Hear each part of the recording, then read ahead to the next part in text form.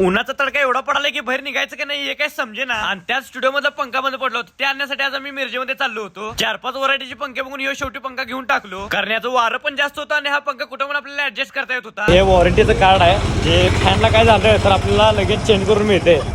कारण देवाऱ्यात पुसतो मला प्रत्येक पंखा. तिथनं बारीक मध्ये असं 1 सेकंदाचा रॅप म्हणून तिथं डायरेक्ट स्टुडिओ मध्ये निघालो. मला तर कधी एकदा पंखा जोडता झालं कारण माझी लय कामे पेंडिंग पडलेली. कारण आतमध्ये एवढं उकडाल की पीसी पण हिट होऊन बंद पडलेला. जसं आपल्याला पण उन्हाळ्यामध्ये वाऱ्याशिवाय चालत नाही तसं पीसीला पण चालत नाही. तिथनं पीसी चालू झालेलं सगळ्यात पहिले पेंडिंग असं काम करून घेतलो. काम काय आयुष्यात लागलं सोडा म्हणून आम्ही सगळं सोडून मिरजेमध्ये गेलो. कारण ह्यावेळेस शिवजयंती मिरजेमध्ये लय मोठ्यानं होणार होती. कारण आज आपल्या मिरजेमध्ये येणार होती एकनाथजी शिंदे साहेब. तर सगळीच मंडळ आणि शिवजयंती मोठी करणार होती. आता मिरजेमध्ये जयंती आहे म्हणल्यावर तेवढं होणार सोडा त्यात काही विषय नाही.